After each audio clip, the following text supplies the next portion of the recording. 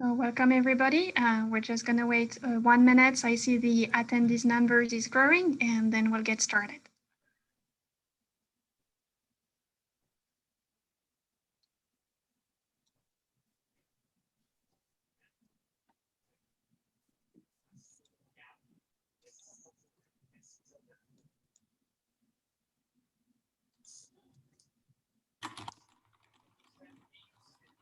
All right, well, welcome everyone to the American Institute of Aeronautics and Astronautics Small Satellite Technical Committee, AIAA SMSTC, Cybersecurity Live Q&A panel at the 2021 CubeSat Developers Workshop.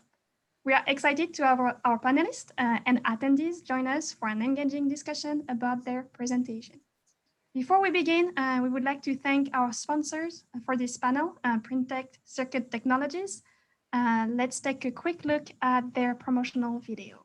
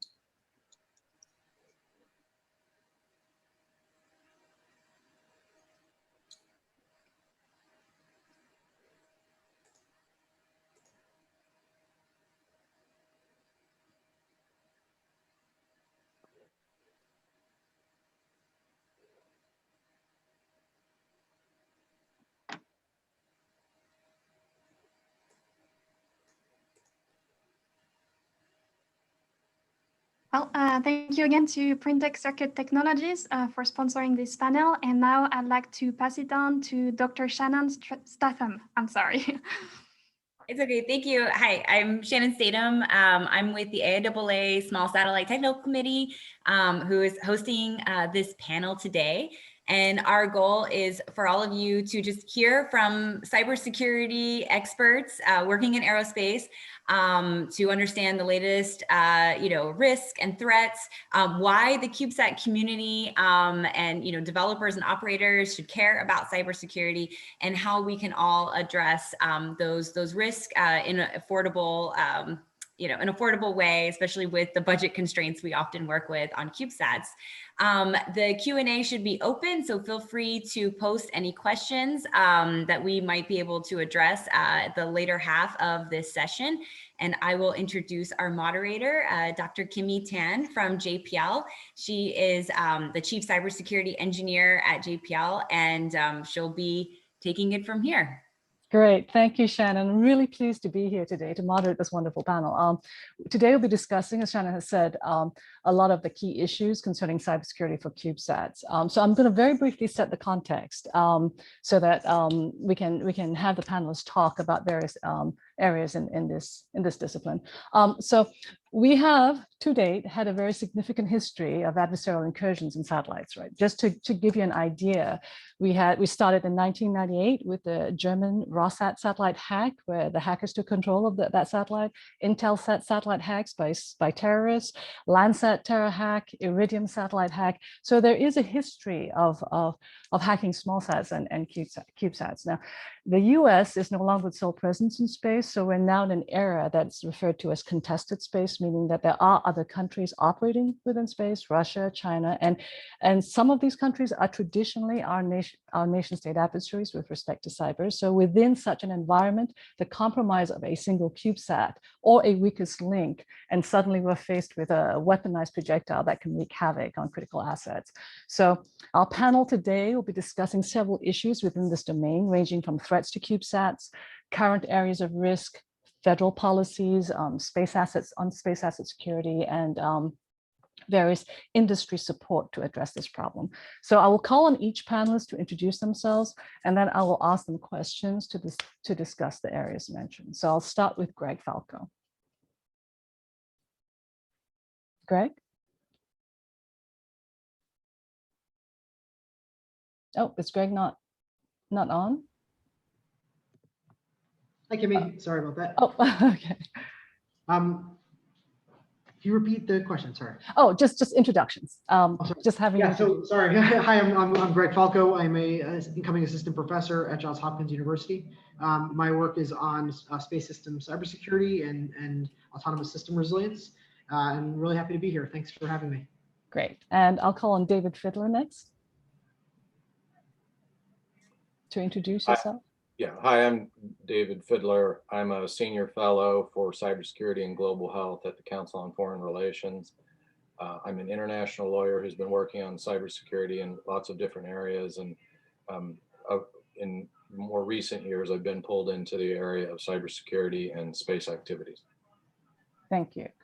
David Foor.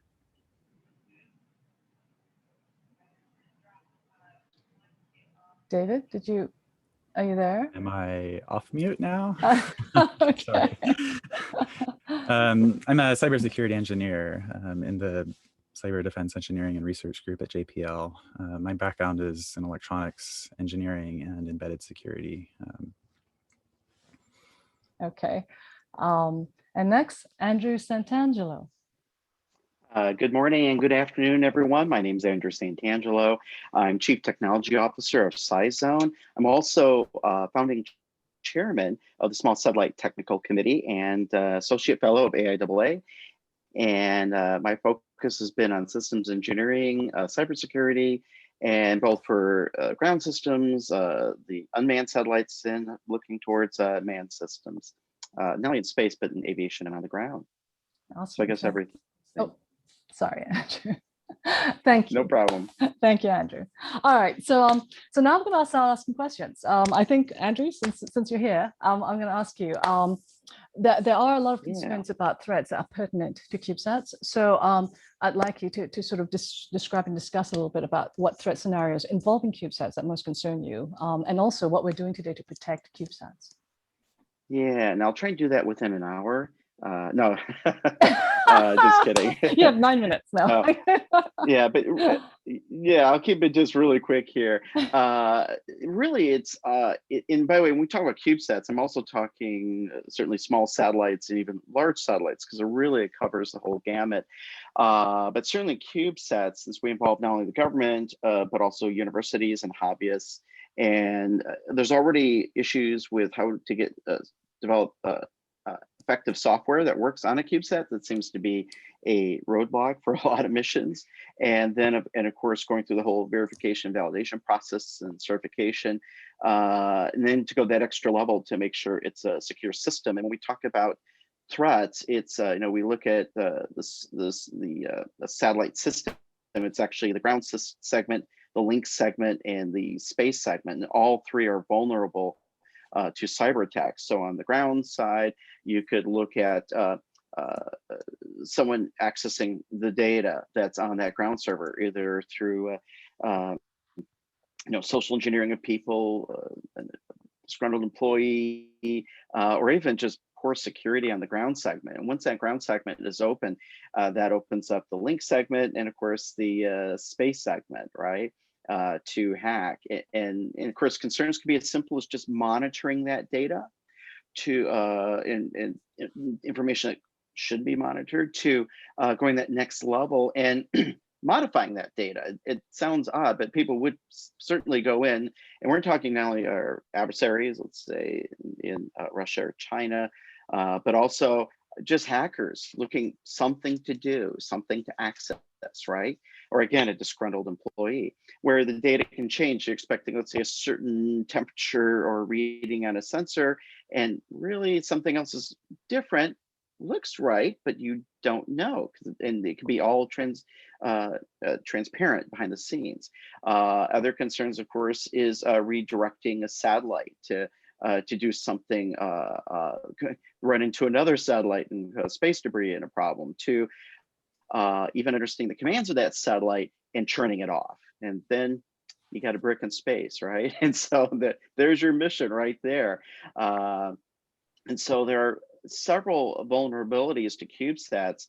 And again, when I say CubeSats, I'm also talking about really the whole spectrum of satellites that needs to be considered, and or any vehicle in orbit, and even going out in deep space. Now we're looking at low Earth orbit and CubeSats here in low Earth orbit, but could also be CubeSats on the moon, CubeSats and satellites going to Mars. So those, I think now people are beginning to realize the potential of this, and then of course you have to rethink, what do we do with our satellites right now, and how do we, last minute before go up quickly, can we change the software, can we update and put in security, what measures we can put on the ground in the link segment to the space segment. Now, what are we doing right now to that? There's several, of course, several organizations, including, pick on DoD and NASA, and even commercial operators are realizing the vulnerabilities that are there and taking aggressive action, or trying to, through regulation and internal processes. Also, what we started with Ascend Aerospace and the Cybersecurity Working Group with AIAA is to start this hack a satellite kind of setup, where we take an actual CubeSat, but it's on the ground, it's not in space, so we can't do anything nefarious and redirect that. But we're working with this working group, and for Ascend Aerospace, we created this satellite that we invite to the community that can start hacking the satellite and start learning what are the vulnerabilities in all three segments. It is actually a fully working system that is not only a satellite, it's on the ground again, but it does have a link segment. It does communicate with other satellites and through our whole ground system. So you can actually it'll think it's in orbit when actually it's on the ground, but you can exercise all three of those segments. And then the goal would be to start probing, changing and updating, right? And share with the community lessons learned and evolve with that. And so now we're hoping to go beyond this working group to invite others in the community. They can email me, and I'll put that in the chat session, or we'll figure out how to do that. And then the goal again be share that with lessons learned with the community, and how we're going to change it and tackle that without, of course, giving away the whole world on, well, here's how you access and turn off our satellite.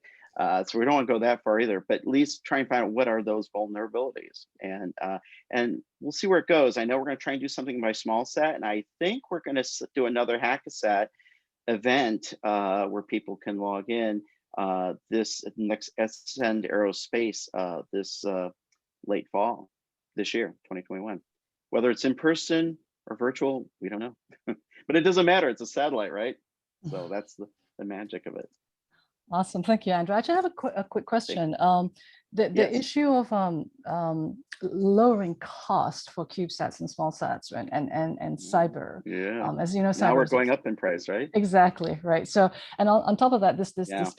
need for small sats and CubeSats to get used COTS products, right? And as you know, there are supply chain issues. Right. Stuff. Are there any threats that concern you that come from supply chain issues?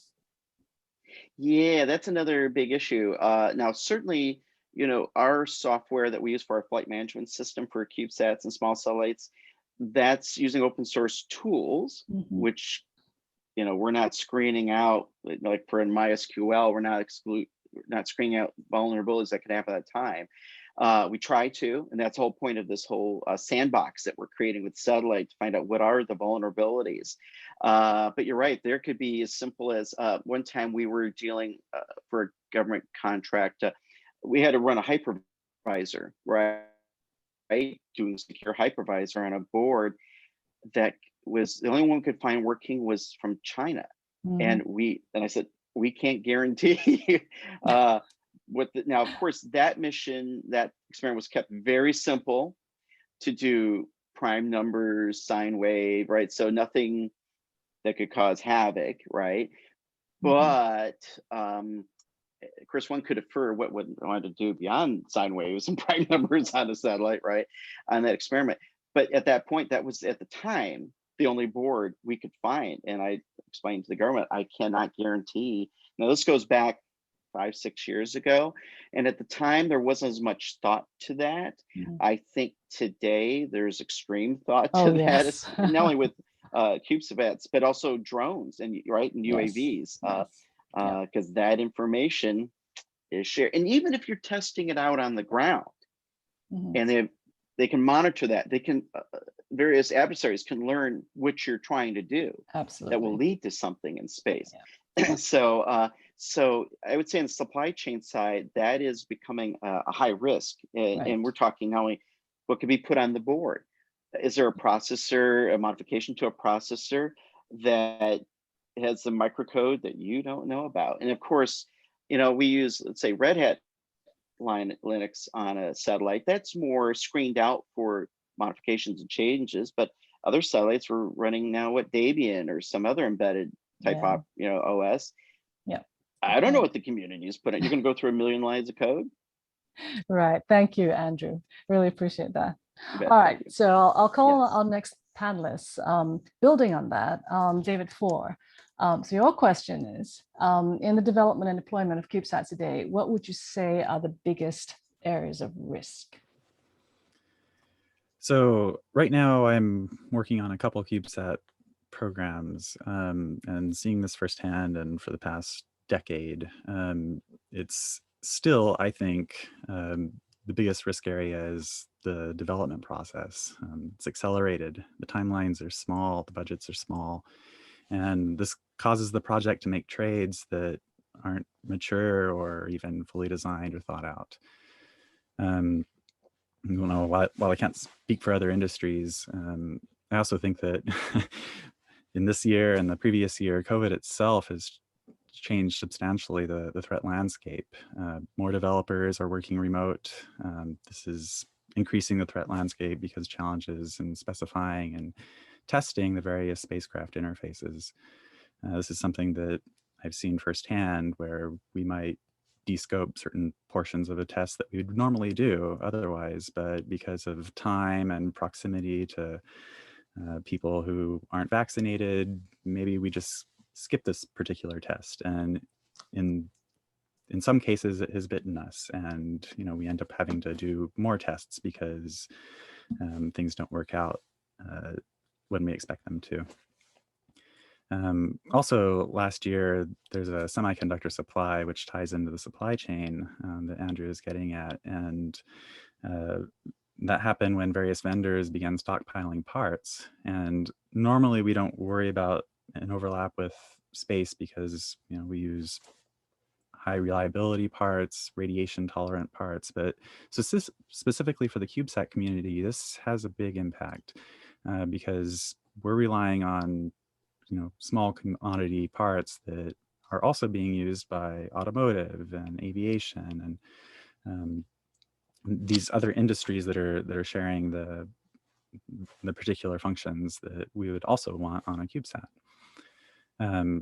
This affects both the availability and I think the quality of the parts, not just to the spacecraft, but to the ground data systems and the GSC as well. It's been noted that the foundries are even, you know, trying to cut costs while they, you know, increase production and volume, which may also have implications for the reliability of these parts.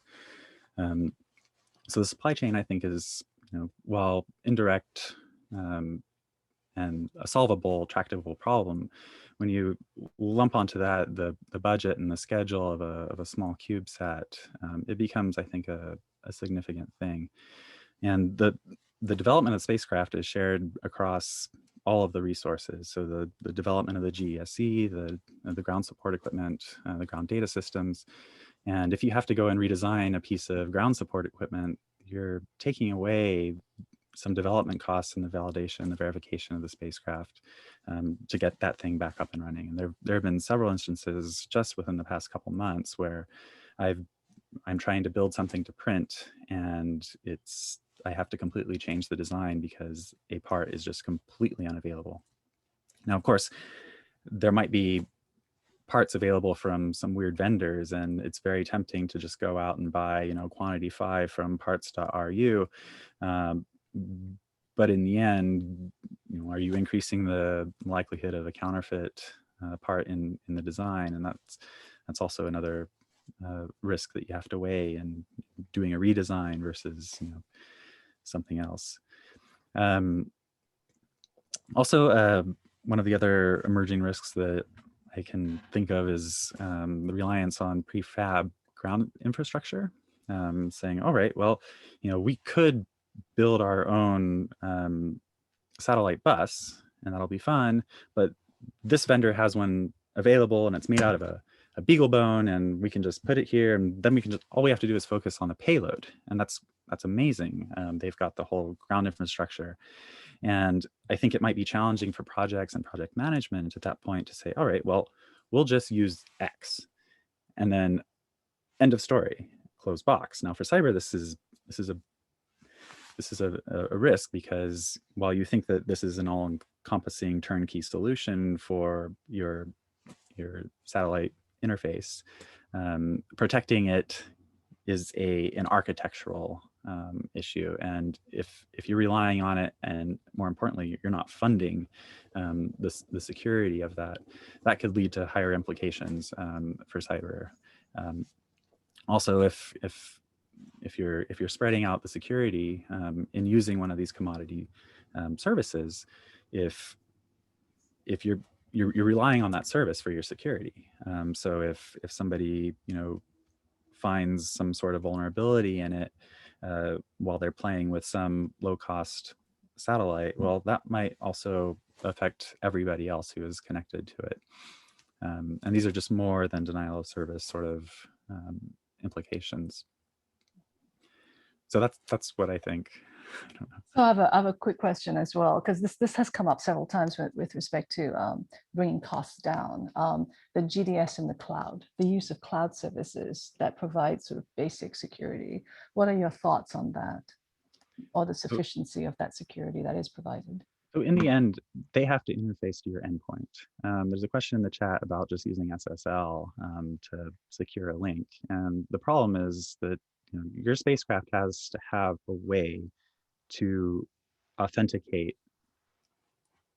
in a high radiation environment. So if you're relying on a key in the spacecraft and you get a single event that flips a bit in the key, suddenly you can no longer talk, at least on a trusted channel. So how do you address that? And that's one of the huge open areas right now, because without something that's mathematically strong, such as encryption, which is used in SSL in its various forms, if you no longer can rely on the key that was available, how do you communicate with it? And so you're often rolling back to some obfuscated transmission and rekeying the spacecraft, and that if the attacker can knock your key out by issuing some denial of service, then you need to have a way to accommodate for that. So it's more development costs into trying to figure out how to architect a solution that would be compatible with that.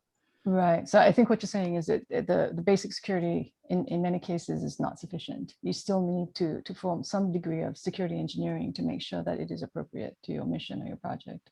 right, which is something that we've been seeing a lot. There is no one size fits all and no silver bullet to this problem. Yeah, I think it's a trade with how much Yeah. funding the project has versus what its capabilities are supposed to be and what its schedule is supposed to be. Okay, great. Thank you, David. Really appreciate that. Now to our next panelist, one of the areas that the space community has been looking at is to try and figure out whether or not there's any support just as an industry. And one of the areas that we could actually look at is to have a common sort of a space information sharing and analysis center that allows a lot of these threats to be discussed, a lot of defenses to be discussed. So David, your question is, what are your views on the utility of something like a space ISAC for CubeSats? And are there services that should be prioritized for the CubeSat community with regard to security? Sure, thank you. As this session indicates, there's increasing concern with regards to cybersecurity in the space sector. We're focusing specifically on CubeSats, but the CubeSats fit into that larger context. And in cybersecurity generally, not just in the space sector, but across cybersecurity considerations, especially with regards to critical infrastructure sectors, one of the leading strategies across these sectors involves achieving something called situational awareness. And that is an understanding of what cyber threats are out in the ecosystem with regards to that particular sector and the actors within it. And then secondly, situational awareness about what are good policies, practices with regards to reducing the vulnerability of your information and communication systems to those malicious cyber activities. And one of the leading mechanisms for producing that situational awareness is the creation of information sharing and analysis centers, or ISACs, is the acronym. And these ISACs, generally speaking, involve public-private partnerships. So you have government actors involved, you have private sector, you have nonprofit, universities, academia are involved. They work together in this public-private partnership to facilitate the sharing and analysis of information, both about the cyber threats that people are identifying and seeing in that sector and across sectors, and also then sharing information and analyzing ways to improve cyber defenses against those threats. These ISACs also provide a platform for focusing on cybersecurity issues that might arise within a subsector of that particular sector of concern. So these ISACs have been a strategy used across cybersecurity in lots of different areas, especially critical infrastructure protection. And we do, of course, have a space ISAC now, and this really constitutes in the space sector the implementation of that strategy. And it's important, I think, to look at the space ISAC with regards to cybersecurity, with regards to CubeSats. Just very quickly, the space ISAC was formally established in 2019 for years of efforts and advocacy on the part of the sector and other experts, including Greg Falco, pushing this idea that we needed to have this type of approach. This approach is also then supported by SPD 5, Space Policy Directive 5, which calls out in its principles the need for this type of approach for space system owners and operators, not specific to CubeSats and SPD 5, but it has that high level political support behind that. And then the space ISAC has achieved its initial operating capability earlier this year with regards to its threat intelligence. This is a public-private partnership. It has international membership. It has broad scope with regards to the space sector, but it also shows this ability to focus on subsector challenges. It has a small sat community of interest, for example, which I think is relevant for the CubeSat area. Now, in terms of the utility with regards to this approach for cybersecurity in CubeSats, I do think the space ISAC offers some benefits and advantages. First, I really think it does embody this consensus in both on the government side and in the commercial and in the industry side of the need to have this collaboration to improve cybersecurity across the sector and then to coordinate with other critical infrastructure sectors. this consensus, I think, is important because it does go against some of the skepticism that still exists, not just in the space sector, but across commercial sectors, about the need to invest in cybersecurity. Is that something that we'll get to later? It's not really much of a threat, or it's not worth the investment being made. I think that important consensus that the ISAC embodies is important for the CubeSat area. The ISAC is engaging in operational activities for sharing information on cyber threats as well as best practices. I think that the CubeSat sector can take advantage of that, learn from the lessons learned that are being generated here. I think it's facilitating collaboration concerning challenges with regards to specific problems that small satellite and CubeSats are facing. I think that's an entry point for the CubeSat interest in the information sharing and analysis. And I think the Space ISAC can serve as a partner for other activities that take place outside of the ISAC. Andrew talked about sort of these lessons learned and other initiatives. The ISAC can sort of be a center of gravity and a hub and spoke effort to improve what's happening with regards to those issues.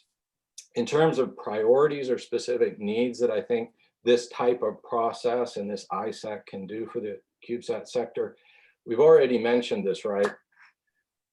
The cybersecurity strategies are going to have to be feasible and affordable. And so I think in the Space ISAC context, really important areas where they could be useful to CubeSat developers and operators are focusing on those cost constraints and the engineering constraints, managing the supply chains, especially the COTS issue.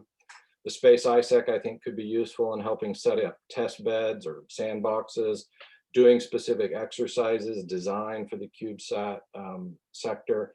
And then I think also there needs to be a priority in getting upstream integration of cybersecurity into CubeSat research and development to sort of make that part of the engineering process from the very beginning, rather than as an add-on later on in the process. Awesome, thank you. Actually, one question. One of the stumbling blocks,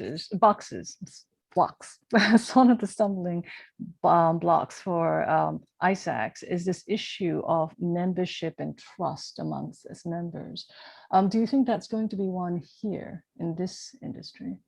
Well, yes, because when you talk, again, this is sort of across ISACs, what you want to have in a situation where you're sharing information, you're sharing best practices, you're trying to learn lessons in a collaborative way, is to make sure, one, that you've got the right people at the table. And so you want your members to reflect, for situational awareness, what that sector and what that community is viewing. And then secondly, you want to be able to trust those partners in terms of sharing information. The government actors that play a role in these want to be able to trust the non-governmental actors, and the commercial industry want to be able to trust each other in what is increasingly a competitive commercial environment.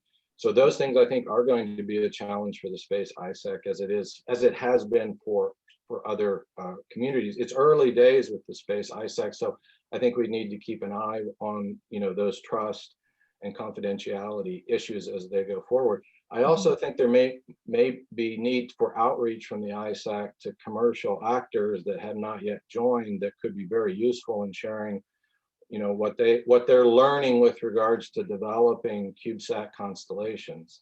So I think this is going to be an iterative process, as it has been in other critical infrastructure areas.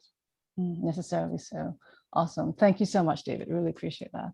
And finally, to tie the whole thing up, there are, regardless of adversarial factors that necessarily push the cybersecurity development or improvements on CubeSats and small sats, there are also policy pressures that come down from the federal government on this. One of the most recent one is SBD 5. So, Greg, you're the final panelist and probably best able to address this. I think you actually put some work into this. So with respect to federal policies and things like the SBD 5, what are your thoughts on this with respect to CubeSat security and how much it would force CubeSat development towards a more secure capability?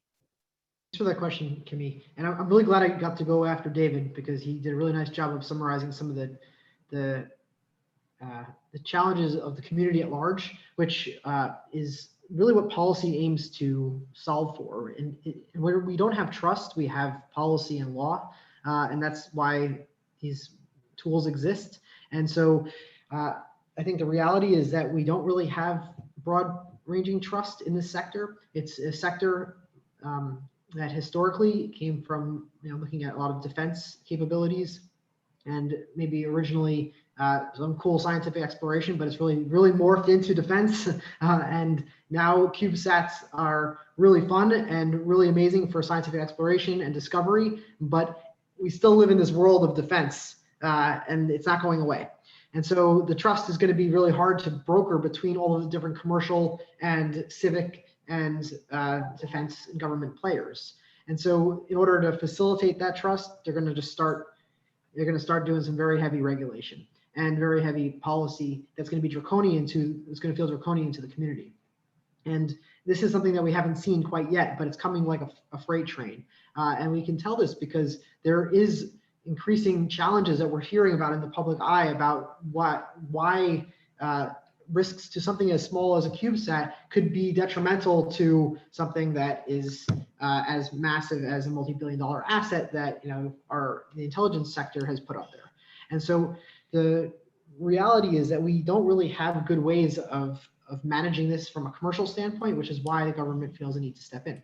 Now, going to the recent policy that was implemented in the fall, SPD5, called Cybersecurity Principles for Space Systems, is very similar to my paper called Cybersecurity Principles for Space Systems. And the policy was really trying to give some general guidance to the community about, this is how you deal with risk management for space assets when it comes to cybersecurity. But it doesn't really do very much because it is super high level. It's not prescriptive in any way, which is great from a developer standpoint because they don't have to worry about it that much. But at the same time, it's terrible from a developer standpoint because it doesn't tell them what to do. And it doesn't give you a threat model. It doesn't give you any kind of insights in order to actually develop important remediation techniques that are required. It says, you should think about these things when you are making a satellite and when you want to put something in orbit. It's generally good to have a risk management strategy from a cyber standpoint. And these are things that my colleagues on the panel have discussed from a technical, but also from an international security and policy standpoint already. But they're trying to codify this in a document that didn't really do the job that they exactly wanted it to do, but it started the conversation. And that was what was really important about SPD5. It started kind of alerting the community, hey, government's thinking about this and you should all wake up because we're going to start doing more of this. And we're going to be starting to put out more guidance and standards. And standards are something that haven't happened yet in the cybersecurity community for space systems. NIST recently was issuing some draft reports on what they are thinking is good cyber for spacecraft. It is draft right now. And I think it has a lot of validation to get through still in order for those things to be codified. And so we have these moving pieces that the government is trying to pull together, like, okay, here's some policy guidance that maybe is very high level. Here's some standards that maybe help fill some gaps. Then we have excellent work being done at places like at JPL, where there's kind of a ground up effort to really drive cybersecurity from the research and development groups there. And then you have some cool hackers who are just saying, oh, well, look, I found this. And eventually we're going to start kind of arriving at what is actually needed to have this ecosystem of regulation and policy to facilitate secure space operations. And while it's very hard to predict like when that's coming, I would say it's coming sooner than later.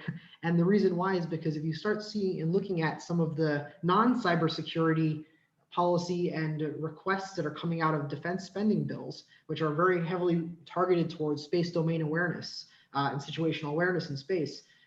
Part of situational awareness in space is cybersecurity, right? It's looking at interference, it's looking at crosstalk, it's looking at environmental noise and adversarial noise.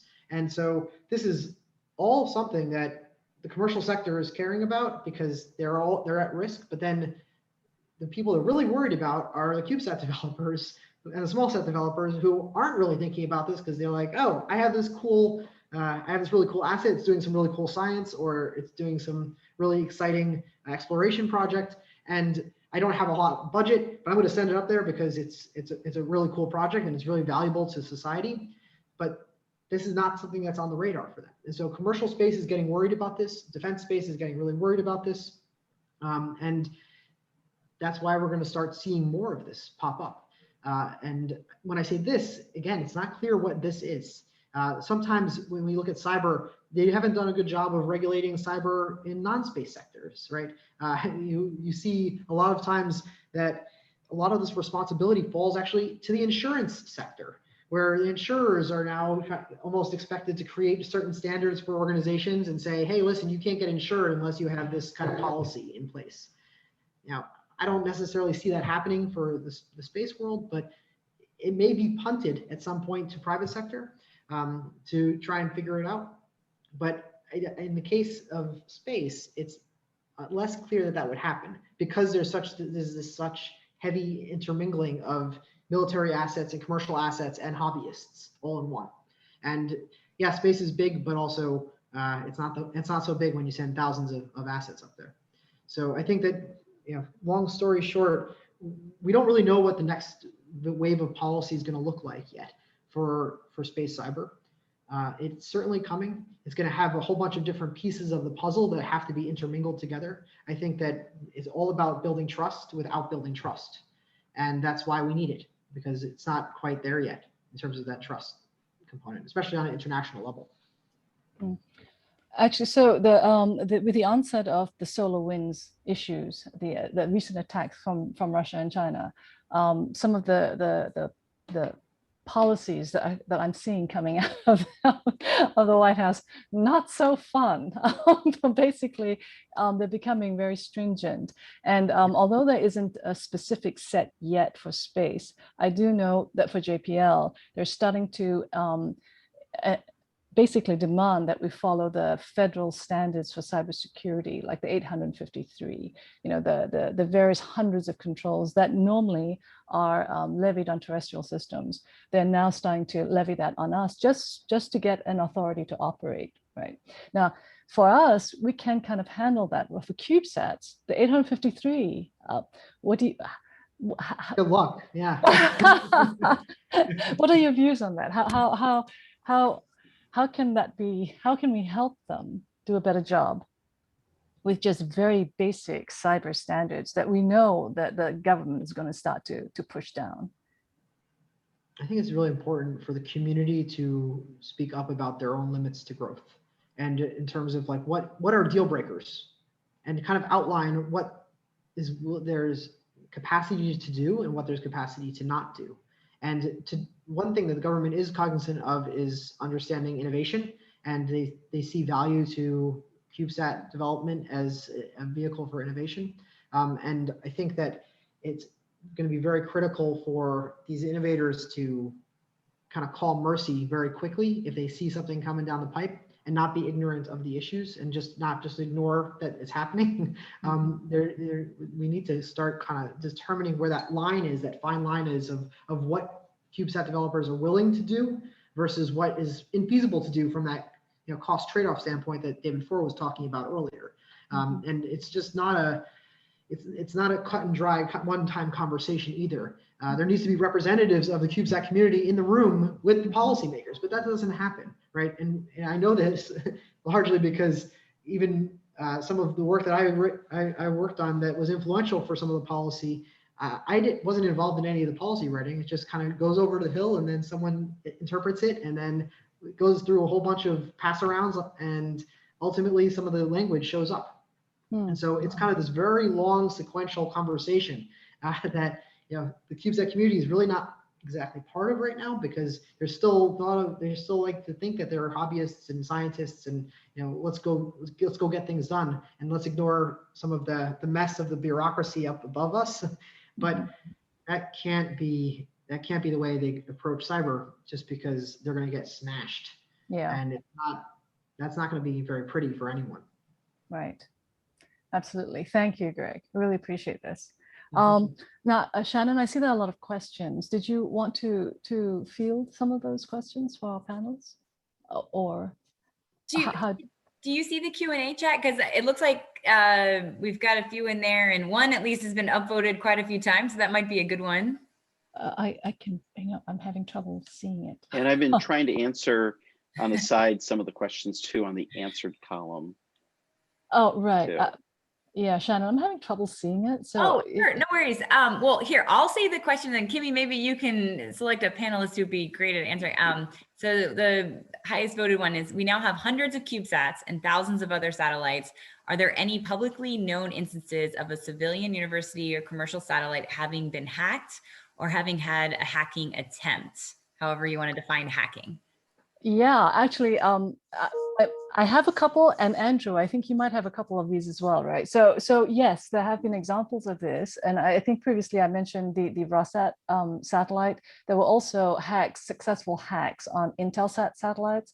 There were hacks on so NASA and NOAA traditionally have this view that they are civilian and they're doing no harm. So who would ever attack them and so forth. But the spacecraft tend to be used as pivot points. So they would be compromised and then used to attack maybe a military target or something to that effect. So if you Google this, you'll find tons of this. Landsat, Terra, you'll find a lot of the Iridium hack is a good one to show you how that actually, how a hack can actually be processed and can be affected essentially by people with very little knowledge. Anyway, Andrew, you have some background on this too, I believe. Yeah, a little bit too. Actually, you actually had a good list there. Plus, there's been Black Hat 2020 did eavesdropping on satellite ISPs. Do you want people to monitor that? And I'll go one step further.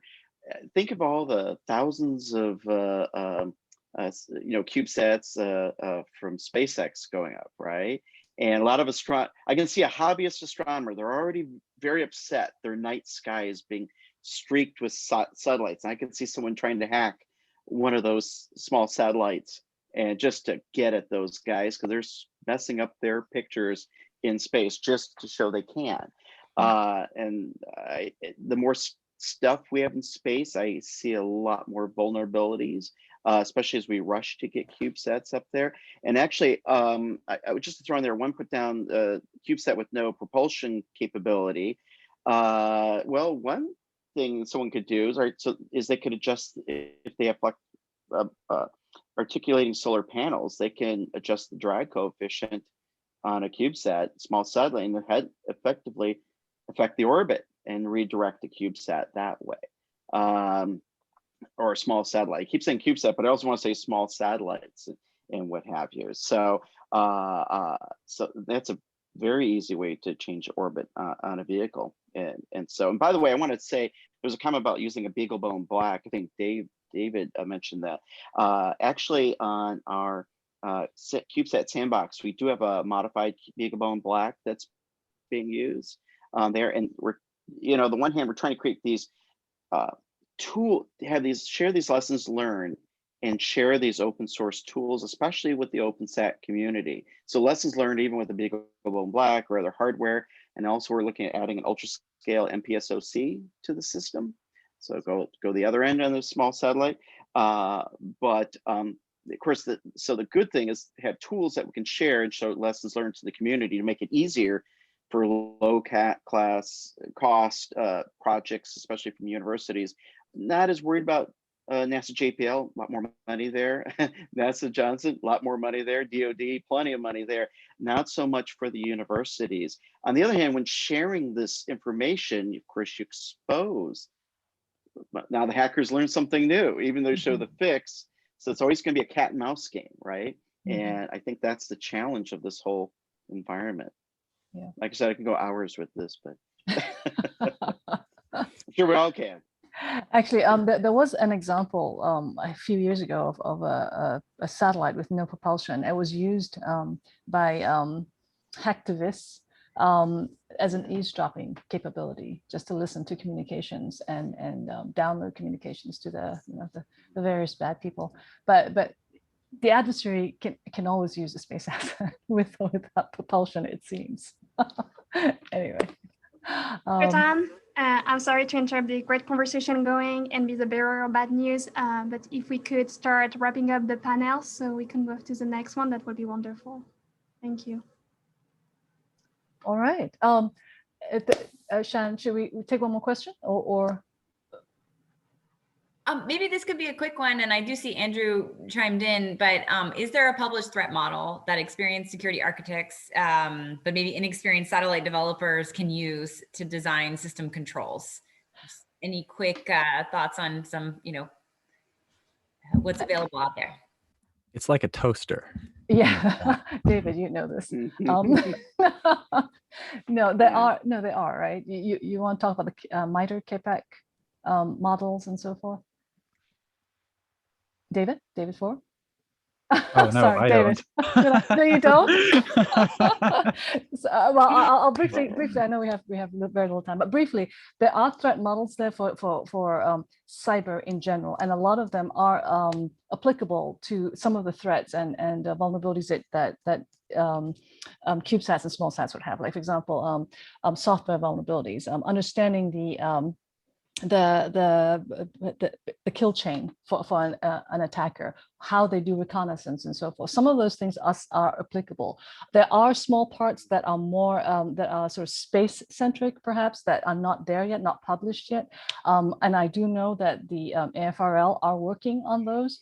But they just haven't. It's one of the problems with a lot of the cyberspace issue is this issue of clearances, security clearances, sort of being able to articulate a lot of these threats openly. So they have to go through a lot of processing just to get even the skeleton of a threat model up that's specific to the sort of the cyber physical aspects of space. But with respect to the large proportion of threats that we're seeing right now, there are a lot of terrestrial threat models. MITRE KPAC is one. The kill chain is another. If I can make yes, please. Yeah. So Aerospace Corporation, specifically Brandon Bailey, has recently published a number of technical reports that try and map NIST's and MITRE's KPAC model to space assets specifically. So I would recommend anyone who is interested to check out Aerospace Corporation author Brandon Bailey. He's written a number of technical reports on this, and it could be very helpful. Okay. And all right. Let me just add, I also, with the time we have left here, I just for the more non-secure open world, I shared the link to that question. I think it was Phil Morey that asked the question. I shared a link from the last CubeSat cybersecurity challenge that was done, and it does give some good high-level basics and some threat models. Now even there, that should be enough to scare people right in that session. Hopefully at next Ascend, we'll have more scary scenarios that we can share publicly. And so, and as we go through the sandbox, we hope to share those lessons learned. So that's a good place to connect. And of course, you can email us. And as the sandbox, I will screen out who's part of the sandbox. It's not open to the giant world, but plenty of people. Okay. All right, we'll wrap up. So my huge thanks to the panelists for their time and their wisdom. And also huge thanks to the SmallSat TC for holding this and Cal Poly for hosting this. Shannon, back to you. Oh yeah, well, yeah, thank you so much, Dr. Tan, and of course all the panelists, and for everyone who participated, and CDW for allowing us to host this. Pauline, I don't know if you had any closing remarks. No, just thank you everybody for participating, and see you at the next panel. Bye. Thank you. Bye.